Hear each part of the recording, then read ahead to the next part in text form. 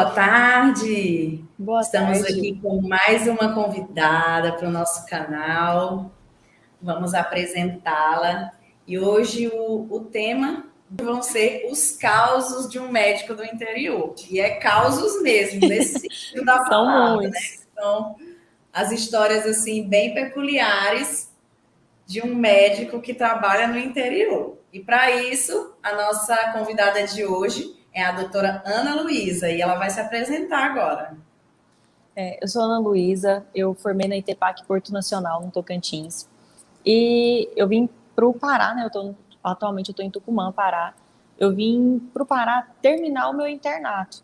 Porque, assim, quando minha mãe mora aqui, meu namorado já estava trabalhando aqui também. Então, eu aproveitei para fazer os 25% do meu internato aqui e acabei ficando.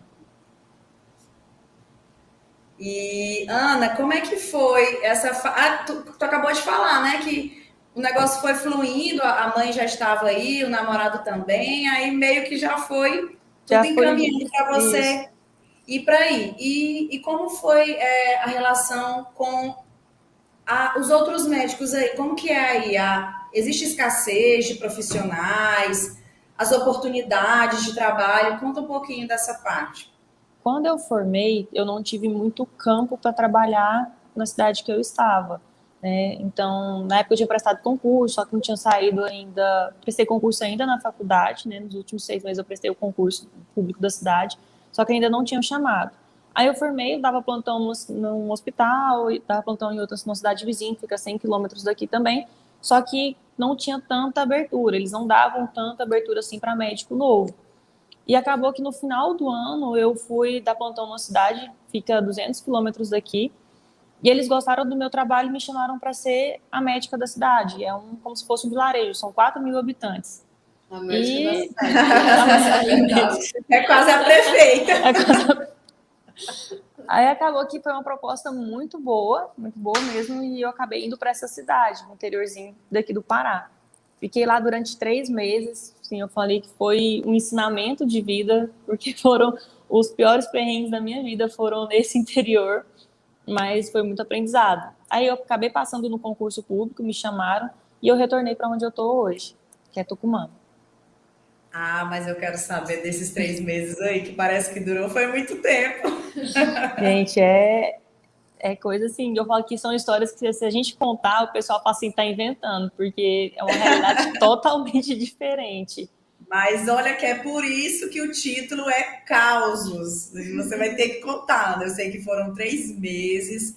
E assim, eu imagino que foi muito aprendizado, assim, que meio que até que se equipara ao tempo de faculdade, né? Que na verdade a Nossa, prática. eu Eu falo quero que assim, você conte assim, resumidamente, como é que foram assim esses 3 meses, tipo, as piores coisas, não diga assim, mas de cara, o que que eu tô fazendo aqui? não, Tipo, nessa situação.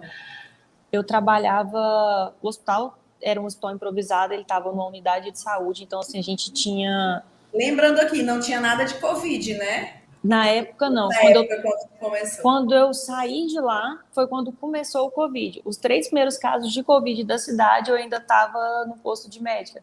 E assim, gente, eu vou mandar uma foto para vocês depois, se vocês quiserem colocar como era a minha roupa de Covid lá. Parecia que eu era apicultora, eu tava tirando mel de abelha. A coisa mais engraçada do mundo. Mas lá, assim, eu trabalhava como se for, lá, como era improvisado, o hospital a gente não tinha tanto recurso. A gente tinha muita medicação, mas questão de medicação não faltava. Mas não tinha um suporte. Eu tinha um hospital para atendimento primário só, basicamente. Tinha leitos de observações, pacientes que não eram graves eu mantia ali, e os graves eu mantia até sair a vaga na minha referência, né? Porque a gente não pode simplesmente levar o paciente. Então, a gente trabalhava com o que tinha, estabilizava com o que tinha o paciente. Então eu trabalhava assim, eu atendia fichas de manhã e à tarde ficava de sobreaviso para urgências. E, gente, eu falei que foi assim, Era aquele sobreaviso que era certeza. que era certeza. E assim, quando eu fui para lá as primeiras semanas, né, que eu passei a semana do Réveillon, gente, foi uma tranquilidade. Eu falei que foi só para me enganar, porque eu aceitei ir para a cidade e eu falei assim, não, aqui é muito tranquilo, vai ser muito tranquilo trabalhar. E logo na primeira semana que eu já cheguei para ficar de vez. Foi assim, toda noite eu tinha umas 4, 5 emergências. Eu falei assim, não, gente, o que é isso? Eu vou morar aqui dentro do hospital, porque eu saía do hospital, tinha que voltar. Eu saía do hospital, eu tinha que voltar. Toda hora era uma intercorrência E era diferente. só você mesmo de médica? Só eu de médica. Meu Deus. Eu trabalhava,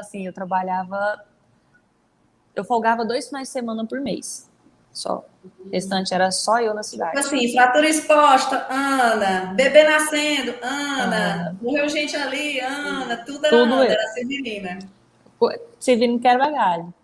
Era médica. Gente, eu falo assim, a sorte é que a gente tinha uma equipe muito boa. As minhas enfermeiras eram muito boas, as técnicas de enfermagem, o secretário de saúde, o diretor do hospital, todo mundo contribuía muito. Então, a hora que eu ligasse, eles resolviam minha vida, porque senão...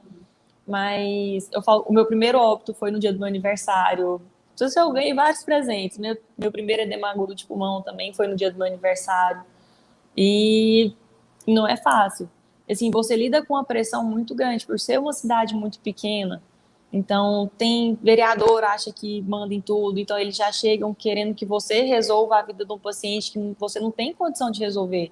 Porque a partir do momento que você cadastra um paciente num sistema de regulação, não depende mais do médico, não depende do secretário de saúde, não depende do diretor do hospital, e eles gostam de fazer como se fosse um pouco de fama com o seu nome. Porque chegar lá falando bonito que o médico precisa resolver e botando banca, não adianta nada. Às vezes o paciente se sente confortável, mas o médico... Uma vez eu quase chorei dentro do hospital, mas a sorte, assim, que o prefeito da cidade também é muito, muito companheiro, porque ele falou assim, pelo amor de Deus, quando acontecer um negócio desse, você me liga, porque quem manda no hospital é você é a autoridade máxima no hospital. Não existe vereador chegar mandando aí no seu hospital, não. Se você fez tudo que tem para fazer e não teve jeito, deixa para lá. Não tem o que vereador chegar te xingando dentro do seu hospital. Aí, Tinha era mais economia fácil bem trabalhar comprometida, né, Ana? Você é muito uma comprometido. cidade pequena, a médica da cidade, tinha essa nivelação tipo, de diretor clínico, diretor técnico, ou era tudo essas decisões assim, mais administrativas? Tinha uma pessoa responsável por isso? Não, tinham pessoas responsáveis por isso. Eu era só médica mesmo, uma questão burocrática do Mas hospital. acabava tendo, pelo que você está falando, eu entendi que acabava tendo outras atribuições de decisão, né? Que às vezes quando você está num centro mais assim, maior, mais acaba que lá todo mundo tem fazia o médico tudo. que cuida disso, né? No caso, Isso. agora você é a médica, realmente é a maior autoridade de saúde, e acabava indo para ti misturando um pouco, né? A parte médica e a parte de gerência de gerência que acontecem, né? E acaba que lá todo mundo resolvia tudo. A diretora do hospital, ela resolvia os problemas, eu ajudava no que eu podia também, até porque acaba virando uma família, né? Você tá ali sozinha, sem ninguém, você convive com todo mundo todo dia. Eu falo que fica uma grande família, então todo mundo se ajudava. Então, foi muito bom por essa parte. Eu imagino assim, tipo, a parte quando você, tipo, o primeiro emprego, né, depois que você sai da faculdade, ainda é uma parte que a gente tá um pouco inseguro, né? Existem várias questões que a gente não tem esse apoio na própria graduação, né? Eu não estou falando nem de conhecimento técnico, não. Eu estou falando mesmo dessa parte burocrática mesmo, que às vezes você se vê numa situação que, cara, para quem que eu vou pedir ajuda? Quem que vai me ajudar aqui nisso? Quem que eu vou recorrer? Você passava por essas situações, tinha alguém para tirar alguma dúvida? Sei lá, algum professor, alguém da família que era médico e você te socorria em algumas situações assim de mais complexidade. Isso. Não, a gente tem um grupo da faculdade e eu sempre tive muito acesso aos meus preceptores do internato. Então, quando tinha algum caso mais grave que eu não sabia resolver ou que eu tinha alguma dúvida, eu falo que eu sou a pessoa mais humilde do mundo. Quando eu não sei, eu passo a mão no telefone mesmo, eu ligo, eu pergunto, até as próprias enfermeiras que têm anos de experiência na minha frente, então elas sabem muito, é uma troca de experiência muito boa. Eu chegava, perguntava como que resolvia, se sabia. Casos graves, eu ligava para o meu namorado, que já tinha mais tempo de formado, para minha cunhada, que é intensivista em Belo Horizonte. Então, acaba que o suporte, eu falei que era quase uma equipe multidisciplinar. Apoio, né? Inicialmente. E ajuda muito. Toda pessoa que forma, se não tiver uma rede de apoio, gente, ninguém é autossuficiente. Tem que ter uma rede de apoio Humildade mesmo. intelectual, isso aí se chama, né? Eu falo isso é pro resto da vida, a gente está sempre aprendendo, né? Ana, e Verdade. como está a tua atuação hoje, depois desse momento aí de médica, médica da cidade? Gente, e médico da cidade não é fácil, não, igual os causos, assim, paciente grave, às vezes, assim, eu teve uma época que eu estava com a paciente com risco de vida e eu não tinha como fazer mais nada por ela, a vaga dela já estava 3 dias esperando. Eu liguei para o SAMU, que tem a regulação, né, que é um central de regulação, passei o caso da paciente, que eu precisava levá-la para o regional, que ficava a 20 quilômetros da minha cidade. O SAMU autorizou, a ambulância foi autorizada a sair, eu entrei no regional. A hora que eu entrei no regional e deixei a paciente, o diretor do hospital veio me descascar, né? Aí ele virou para mim e falou assim que a responsabilidade do paciente era minha, se eu era irresponsável de ter levado a paciente para lá, porque se a paciente tivesse morrido, então que eu arcaria com as minhas consequências. Aí eu virei para ele e falei assim, desse jeito, eu falei, gente, eu não chorei nessa época, eu não sei por quê, porque eu, recém-formada, qualquer coisa que eles te falam, você abre a boca para chorar. Eu virei para ele assim, eu só sou recém-formada, mas eu não sou burra. O senhor acha que eu sairia da minha cidade na ambulância do SAMU? Você acha que o SAMU sairia se ele não tivesse autorização? A ligação é gravada. Se o senhor quiser entrar em auditoria, o senhor ligue na central de regulação do SAMU e peça para eles enviarem a gravação. Mas o meu assunto com o senhor acabou agora. Gente, não é fácil, não. Eu falei, não sei nem Nossa, da mas onde. foi uma ótima saída, Ana. Eu Excelente já, saída. eu já acompanho nas redes sociais, Ana, e eu vejo que hoje você está migrando a sua atuação, né, para uma área Isso. específica e tudo mais. Como é que está hoje, assim, a tua atuação está dividida entre o plantão, entre esses atendimentos como médica generalista e também especificamente para a parte de estética? Assim, está Eu dividido ou você está realmente agora só caminhando para a parte de... Eu continuo no concurso público, né? Então, eu cumpro carga horária de 40 horas semanais em UBS, só que agora eu estou no centro de Covid, que ainda tem aqui. Então, desde que abriu o centro de Covid, eu estou à frente dele. É só atendimento ambulatorial, estabilizar caso o paciente chegue grave para ir para o hospital. Plantão, tem uns 2 meses que eu larguei os plantões para também dedicar à minha especialização, porque não estava dando para conciliar paciente particular, carga horária do SUS com os plantões, então não estava dando para estudar o tanto que eu precisava. Então, agora eu só estou nos atendimentos do concurso e os particulares. Não estou mais nessa carga horária de plantão. Ana, eu quero saber como é que foi, assim, para uma dica, ou como que foi com você, e que estratégia você utilizou para tomar essas decisões. Por exemplo, você formou, aí foi trabalhar, aí foi chamada no concurso público, aí agora já está fazendo a especialização. Você teve alguma estratégia para tomar essas decisões, tipo assim, eu formei? Porque tem aquele período de dúvida, né? Vou fazer residência? Não, vou começar fazendo plantão, preciso trabalhar, preciso ter mais experiência, estou precisando ganhar um dinheiro. Como é que você... ou fazer logo após a especialização. Como é que foi para você tomar essa decisão? De até que hora não vou fazer isso aqui até tal momento, daqui em diante eu vou... Agora não, vou fazer minha especialização. Como é que foi mais ou menos essa... Eu falei que assim, eu sempre tive muita dúvida no que fazer, porque toda matéria que eu passava eu gostava e eu queria fazer aquilo. Quando eu saí da faculdade, eu queria fazer cirurgia, só que eu cheguei na conclusão que não era o estilo de vida que eu queria levar. Cheguei a fazer prova de residência quando eu saí da faculdade, mas não passei e falei, não, vou tirar um tempo para estudar e ver o que eu realmente quero. Nesse período, continuei fazendo cursinhos online, né, porque aqui na cidade não tem os cursos presenciais. E para decidir mesmo que eu iria fazer, não foi eu falei que não foi eu que escolhi, foi a especialidade que me escolheu. Porque eu falei que eu queria uma área que me desse prazer em trabalhar e que não ficasse naquela coisa monótona. E eu acabei fazendo um curso de reposição hormonal, meu namorado já é nutrólogo, e fiz um curso de reposição hormonal, de implantes hormonais, e acabei me apaixonando pela área.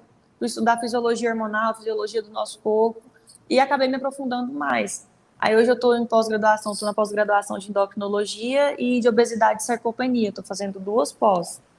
Aí eu tô amando. Foi assim, por um curso que eu fiz, acabou assim, virando toda a minha vida para aquilo. E assim, hoje em dia eu não me vejo fazendo outra coisa mesmo.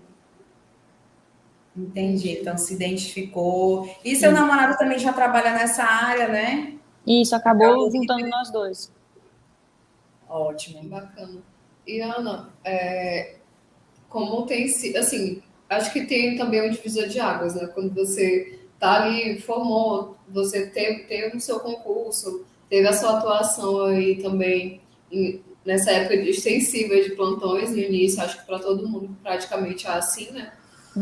E você está ali focado na atividade, mas acho que você passou também por essa virada de chave quando viu, não, eu gostei dessa área, estou me especializando aqui na pós e tudo mais, quero atuar assim, já está atuando, né, em clínica particular e tudo, para essa parte mais da estética, e você viu a necessidade de ir para as redes sociais também, né, de desenvolver o marketing médico, né, o marketing digital, e assim, como tem sido, né, porque assim, acho que, querendo ou não, hoje a internet é um canal para vários negócios, né, mas às vezes nós, assim, que estão, por exemplo, no direito, na medicina, a gente tem um pouquinho mais de dificuldade de se desprender, né? O que E, assim, é porque tem você... muita burocracia, né, para a parte do direito da medicina. Que todo mundo pode fazer, a gente não pode. Tem um monte de não pode, mas o que pode. Mas me conta um pouco, assim, como tem sido, você tem acompanhamento de uma empresa de marketing e tudo mais, como é essa vida do médico no digital? Gente, eu falei que eu tenho muita dificuldade com essa parte do digital, né? Eu relutei muito. Mas chega no ponto que a gente não tem como fugir. Porque eu falo que hoje em dia o médico não precisa ser bom. O paciente, ele quer saber como é o Instagram do médico. Então, assim, ali pelo Instagram, vamos supor, se eu não tenho um Instagram profissional, meu Instagram é só pessoal. Mas essa médica, ela trabalha com isso, ela não sabe postar conteúdo. Mas como é que eu vou saber se ela é boa ou não, se ela não tem nada no Instagram dela que fala sobre o trabalho dela? Então, acabou que eu tive que, como eu comecei assim, muito armadora, eu mesmo fazendo, falando um pouquinho, até no começo os meus vídeos são vídeos eu em casa, tranquilo, mostrando os cursos que eu estava fazendo, e depois eu vi a necessidade de contratar uma empresa de marketing para ficar algo mais profissional mesmo. Então, eu tenho uma empresa de marketing que faz a parte de imagens, né, os posts, e uma aqui comigo que a gente trabalha os vídeos, que ele vem, ajuda a filmar, ajuda em questão de ideias, questão de transição de TikTok, gente, que esse negócio para mim é a coisa mais complicada que tem, fazer essas Nossa, nem me transições. fale, Ana, já me identifiquei com você. 10-0 para o programa, então eu tenho necessidade de contratar uma empresa também, porque a gente não tem o tempo para. É igual vocês falaram, né, naquela mentoria. O médico, ele não, se ele for fazer tudo, ele não consegue ser médico. Então, eu não tinha tempo, assim, de parar, no atual momento, parar para aprender a fazer uma transição legal, para aprender a fazer um jeito legal para você. Então, assim, eu tenho a ideia, eu jogo para ele a música e o conteúdo que eu quero colocar e ele me ajuda nas transições. Então, vai facilitando muito minha vida. E, assim, agora eu tô só quebrando a barreira de mostrar mais o dia a dia, porque, assim, de pegar o celular, falar bom dia, como é que vocês estão, mostrar. Eu ainda tenho muita vergonha, não sou uma pessoa que vou estar ali no meio da academia, pegar meu celular e sair falando, assim, ainda não cheguei nesse ponto. Mas a gente vai tentando. E como tem sido, assim, para ti o retorno, tanto, assim, de levar pacientes para a tua clínica, a gente sabe que, querendo ou não, é um dos objetivos, né? E também desse feedback do paciente, do relacionamento, como você avalia isso? Tem sido positivo para ti? Depois que eu comecei a questão das redes sociais, da mídia social, a captação de paciente aumentou muito. Graças a Deus o retorno foi muito bom. Eu falei assim, foi até melhor do que eu esperava. E o bom é que o paciente ele já chega ali como se ele já te conhecesse, então não fica naquela barreira de primeira consulta com o médico. Então ele fala assim, eu já te conheço do Instagram, então é ótimo, a gente já sabe como é que é. A gente tem essa sensação mesmo, quando você engraçado. acompanha muito uma pessoa, né? Mas isso é bom, realmente, assim, é difícil, né, também avaliar dessa forma. Eu e a Amanda também estamos aí lutando no marketing digital. Não é fácil, não. Mas, assim, realmente... É bom que a gente dá valor, né, para os produtores de conteúdo. Antigamente eu chamava todo mundo de blogueira, agora opa, calma aí, que o negócio é diferente. Não é bem assim. A gente pensa, você fala assim, é muito fácil você chegar e gravar, criar um conteúdo, não é fácil não, gente, o negócio é complicado. E ter ideia de conteúdo, né, é bom quando você tem também, assim, porque hoje você tem que desenvolver várias habilidades, né, para estar no digital, óbvio, na vida profissional como um todo, mas no digital principalmente, então É a Porque ideia. não é só passar o conteúdo, né? É deixar o conteúdo interessante para quem vai ver. Porque se fosse Exatamente. assim, para todo mundo da medicina era uma coisa, igual vocês fazerem um conteúdo só para pessoas do direito, é muito fácil. Agora, fazer um conteúdo do direito, fazer um conteúdo da medicina para a população em geral e deixar esse conteúdo interessante é mais difícil. É Não é fácil verdade. não, viu, Ana? E agora eu quero saber em relação a tá, e agora você está aí concursada e trabalhando na clínica particular. Isso. No concurso propriamente dito, que você trabalha, imagino que com limitação de recursos. Eu quero saber mais ou menos como que é a sua autonomia de médica nessa parte assim de médica concursada. Como que é essa autonomia? Como que são os perrengues? Eu gosto de falar de perrengue, né, Ana? É que eu acho que isso é um grande fator de construção, né, de grandes pessoas, de grandes profissões. Dou Eu maior falo assim, valor nos perrengues. Mas depois é que a gente passa, que quando tá passando, né? não, quando tá passando, gente, é a pior coisa, que a gente fica pensando assim, meu Deus, o que eu tô fazendo aqui? Eu preciso disso. Mas no concurso é até tranquilo, eu falo que é tranquilo até demais. A gente passa por. Eu falo que são frustrações, não são nem perrengues, mas frustrações pelo próprio sistema de saúde, que é muito burocrático, é muito papel. Às vezes você quer ajudar o paciente, mas não tem como ajudar porque ele precisa passar por uma burocratização do sistema de regulação. Então, essa é a limitação. Graças a Deus aqui no município a gente tem alguns especialistas, a gente tem cardiologista, pediatra, ginecologista, temos geriatra também, cirurgião geral. Então, acaba que facilita muito um pouco coisas básicas. Mas se precisa de algo mais avançado, um exame mais específico, o paciente não consegue. Ele entra numa fila de espera e é assim, eu fico muito sentida que eu tive até uma perca de um paciente meu do Covid.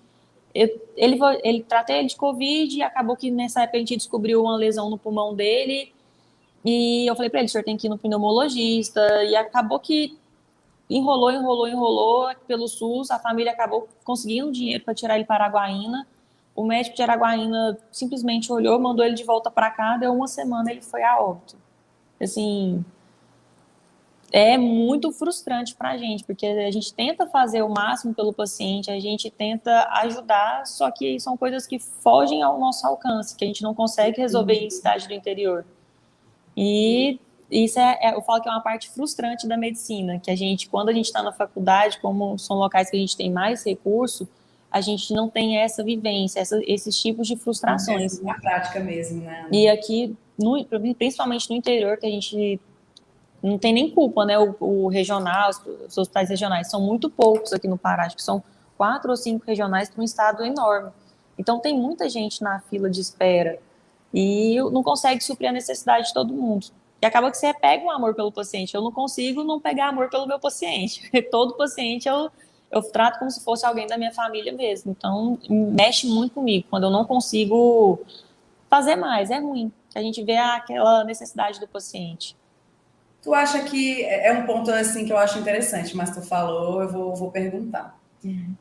Algumas pessoas dizem, principalmente os médicos assim mais antigos, eles dizem que sempre começam assim, igual você está falando aí, com um apreço, um amor pelo paciente. Só que eles meio que vão ficando calejados com as situações que vão acontecendo, veem que muita coisa eles não conseguem mudar.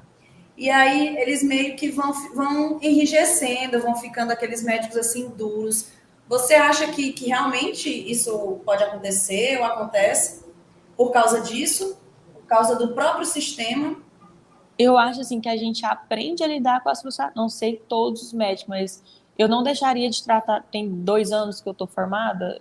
Até hoje eu estou do mesmo jeito, assim, questão de apreço pelo meu paciente, tratar com carinho. O que eu estou menos é, como se diz, eu não fico tão mal. Antigamente eu ficava muito mal mesmo com tudo que acontecia, levava às vezes para o lado pessoal. E a gente aprende a separar. A gente aprende a separar que você, como profissional, você fez o seu máximo, mas não deu certo por um sistema que é muito burocrático.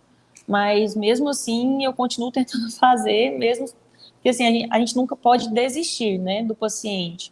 Mesmo tendo um sistema muito burocrático, a gente tem que tentar. a gente faz 1, 2 pedidos, faz relatório pedindo urgência em certos tipos de atendimentos, mas a gente aprende a separar os lados, a gente deixa mais profissional, mas sem deixar essa questão do apego pelo paciente, o carinho. Na verdade, vendo de fora, acho que é uma maturidade emocional que você tem que desenvolver. Tem que desenvolver. Trabalhar nesse interiorzinho que eu fiquei 3 meses foi onde falei que foi um divisor de águas. Todo mundo em casa fala assim, você como um profissional e pessoal também, você desenvolveu muito. Porque eu tive que aprender a lidar com situações que ali era ou eu me impunha, ou eu aprendia a me blindar, porque senão não ia dar certo. Então, assim, eu falo que trabalhar no interior é bom de vez em quando para você pegar... Todo mundo tinha que ir, né, Ana? Todo mundo tinha que ir, ficar um pouquinho calejado. E algumas regras não se aplicam, né, no interior. Eu estava até conversando no dia da mentoria, que existe a regra, né, dos procedimentos e tudo mais, falando ali da certidão da declaração de óbito, da divisão de responsabilidades, quando é o médico plantonista, quando não é. E aí, no interior é um pouquinho diferente, né? Você na médica da cidade, tudo que acontecer dentro ou perto da cidade era você que nós que somos os médicos legistas. Assumir a função que não tinha, não é?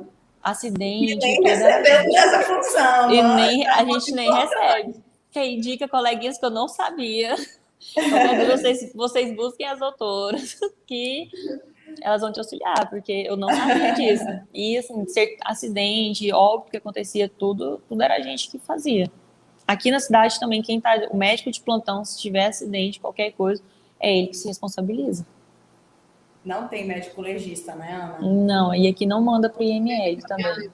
No caso dos óbitos, vou encaminhar para o IML mais próximo. Era a Ana que era o IML. Só, igual eu falei no dia da mentoria, só um caso mesmo que chegaram falando que era suicídio e quando o paciente chegou, eu olhei, eram 3 tiros a queima-roupa. Tiro a queima-roupa não é suicídio.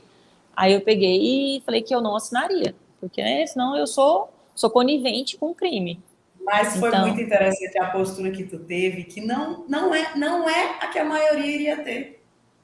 Não é, Ana. Porque assim, ia se sentir pressionado, até porque não ia saber como conduzir a situação, aí não ia querer criar algum tipo de atrito com a autoridade da cidade. Eu imagino, eu posso até estar errada, mas eu imagino que a maioria ia assinar sem nem questionar o óbito do paciente. E foi assim, diretora do hospital falando que eu era obrigada a assinar, ou então que eu tinha que arrumar outro médico para assinar. Eu falei que eu não iria, porque o meu CRM tinha sido muito sacrifício para conseguir ele, eu não ia perder assim, não. E eu também tenho... Mas tu se sentiu ameaçada? Pressionada demais, demais. Eu quase saí do pontão, de tanto assim, que me levou a um ponto de estresse gigantesco.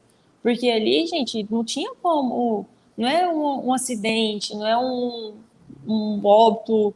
que foi assim, briga na rua. Aquilo ali, o paciente chegou para mim, né? Chegou o corpo falando que era suicídio. E tinha testemunho ocular. Como é que uma testemunha ocular me fala que é suicídio? Então, era um caso muito... Não batiam as coisas. Testemunho ocular de suicídio, com 3 tiros a queima-roupa, 1 tiro de raspão na cabeça. Porque, assim, o erro, às vezes, do médico é não examinar o corpo que chega. Eu examino, eu olho tudo. O pessoal da funerária não quer que você examine, fala que não tem nada, que eles já olharam. Não, gente, é função do médico examinar. Então, eu calço a minha luvinha, vou lá, palpo a cabeça, mesmo que falem assim, não tem nada não, a gente já olhou. Gente, sempre tem alguma coisa, às vezes passa despercebido, as pessoas não têm o mesmo estudo que o médico teve para examinar. Então, você tem que ver, porque às vezes se eu não tivesse simplesmente acreditado que era um suicídio, não tivesse olhado, só pegado lá, assinado conforme eles tinham falado, não teria dado isso. Aí já pensou, depois lá você ser intimado por ser cúmplice, conivente com assassinato. Não, é muito problema. Então, eu fiz um escarcelzinho na cidade, porque acho que foi o 2º corpo da cidade que foi levado para a IML. Acho que a diretora mesmo do hospital para mim falou assim, tem mais de 20 anos que não leva, nunca mandaram nenhum. Eu falei assim, pois hoje vai mandar. Vai ser um dia histórico na Hoje vai cidade. ser um dia histórico. Impressionante. Ou seja, Ana, o que é que significa isso? Que todos os outros médicos anteriores a você assinaram. Imagina uma cidade interior do Pará, que nem perigoso é. E assim, ó, tiro, assim, ó, assassinato, assim, tem muito aqui no Pará. Se você for fazer por todo, mandar PNL todo, não tem, fica inviável mesmo. Mas era uma pessoa de posse, era dono de uma terra muito grande, uma terra que estava em briga familiar, tinha várias coisas, assim, muito suspeitas. Não Muito foi suspeito. simplesmente, foi ali, dei um tiro na pessoa e pronto. Então, o médico tem que ter essa maturidade também para saber identificar quando estão tentando passar a perna nele. Possivelmente seria uma coisa que fosse investigada e chegar em quem? No médico que, em tese, né? Porque assim, para ser feita a declaração de óbito, realmente tem que existir análise, né? Tem que avaliar o corpo, o médico ele não pode fazer nenhuma declaração que não presenciou. E eu, assim, eu sou muito medrosa, né, com essas coisas. Então, tudo que eu faço, eu tenho uma pastinha no meu celular, no bloco de notas que eu guardo. Porque prontuário some, gente. Prontuário não é prontuário eletrônico aqui, é prontuário de papel. Então, eu relato tudo em prontuário e eu tiro foto. Todos os pacientes ou desses assim que tu acha que vai dar problema? Só dos que eu acho que vai dar problema. Mas isso é uma cautela necessária. E tu já precisou utilizar Deus, bloco de notas? Graças a Deus, não. Aí, né? Mas fica a dica para os fica a dica, muito boa, Ana. Tanto é que nesse caso, o delegado foi conversar comigo e ele falou que eu fiz certinho, não tinha que ter mudado em nada a minha conduta, porque ele é óbito suspeito. E estou esperando, porque ele disse que às vezes eu poderia ser chamada para depor quando abrissem um inquérito só para pegarem minha opinião. Mas até agora nada. Até agora nada. Espero não ser chamada. É um aspecto muito presente no interior, nessa questão da pressão de fora, do prefeito, do vereador, do fulano que tem nome na cidade, para as coisas, assim, para você modificar a sua conduta, como esse caso, por exemplo, que já veio meio que uma ordem, né? Declara que foi suicídio. Existe muito isso no interior? Aqui onde eu tô, não. Aqui onde eu tô hoje, até que não. Mas tem várias cidades que eu já trabalhei que existe sim essa pressão de querer interferir na sua conduta dentro do hospital, querer saber o que você está passando, por que você não passou isso, por que você não fez de outro jeito. A gente teve muito problema aqui na época do Covid, que eles achavam que era obrigação do médico conseguir a vaga do paciente. Então, quando você cadastrava o paciente no sistema de regulação, ele ia para uma nuvem e quando saísse a vaga dele, se não surgisse outro paciente mais grave, ele iria para a região, né, para o regional dele. E aqui os vereadores, às vezes, achavam que eles conseguiam mandar. E aí faziam um escarcéu danado na cabeça do médico. Acaba que deixa o nosso plantão muito mais complicado, porque assim, a gente não consegue resolver. Não é... Se tivesse como a gente pegar o paciente e simplesmente colocar dentro da referência, era ótimo. Mas foi um caos a época do Covid aqui. E isso deu muito transtorno. Acho que todos os médicos que deram plantões na época do Covid passaram por esse transtorno em questão de vaga, de paciente grave. É até um aspecto que eu queria frisar um pouco. Eu e a Gabriela, a gente conversa muito sobre a burocratização da medicina e, por consequência, do médico, né? Acabam que devido a toda essa burocratização, e a gente acredita que ela só vai aumentar, né? O médico, muitas vezes, bem na maioria das vezes, ele vem se tornando burocratizado, certo? E aí eu entendi mais ou menos a diferença que você fez aí, do tipo de burocracia que você vive no setor público, que você vivencia bastante no setor público, e eu queria traçar tipo um paralelo da burocracia do setor público com a burocracia que nós estamos passando agora, nos últimos tempos, do setor privado. Em relação à elaboração de documentos, de termos de consentimento para os procedimentos que se fazem, dentro da estética, né? Principalmente nessa área da estética, até os próprios contratos de prestação de serviço. Eu queria ver a sua ideia, a sua opinião, a sua percepção sobre isso, como essa tamanha burocracia no público. E agora você, partindo para o privado, como é que está a sua percepção em relação a isso? A burocratização. No privado a gente faz mais, eu falo que é um respaldo, não é nenhuma burocratização. Que assim, a gente relata no prontuário, mas o paciente ainda pode... Eu falo que qualquer papel o paciente pode falar que ele não entendeu, né? Então, eu relato no prontuário, eu faço a minha anamnese é muito bem escrita, tanto no SUS quanto no particular. Realmente eu gasto muito tempo escrevendo, eu acho que todo médico tem que escrever mesmo. E eu relato no meu prontuário, explico todo o procedimento para o paciente, quais são os riscos, quais são os efeitos adversos, o porquê que a gente está usando. E tem um termo de consentimento para qualquer procedimento. Para procedimento injetável, que são as soroterapias que a gente faz. Para implante hormonal, a gente também tem termos. A gente tem um termo para cada tipo de implante que a gente faz, porque são efeitos diferentes, indicações diferentes. Então, a gente tem termo para tudo.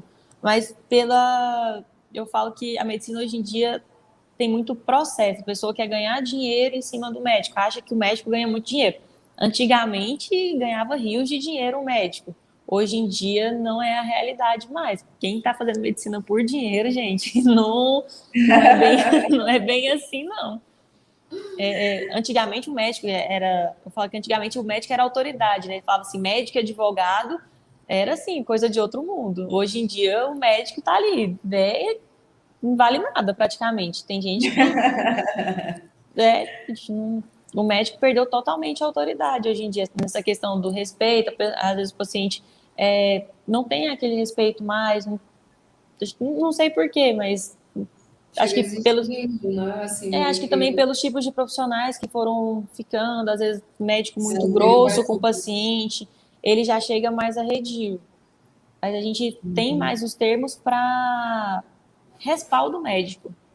Acho que até essa questão da burocratização da medicina, se a gente for analisar mesmo e olhar para trás, pegando um pouco do que você falou dos médicos, né, como de fato existiu, assim, criou-se essa impressão de, o médico não olha para o paciente, o médico, aquela história, né, nem olhou para mim e me passou remédio tal, né, a gente ouve muito isso relacionado aos atendimentos mais de urgência e emergência, enfim, reclamações do paciente, mas eu sei que teve um pezinho cultural atrás que talvez contribuiu para isso, né?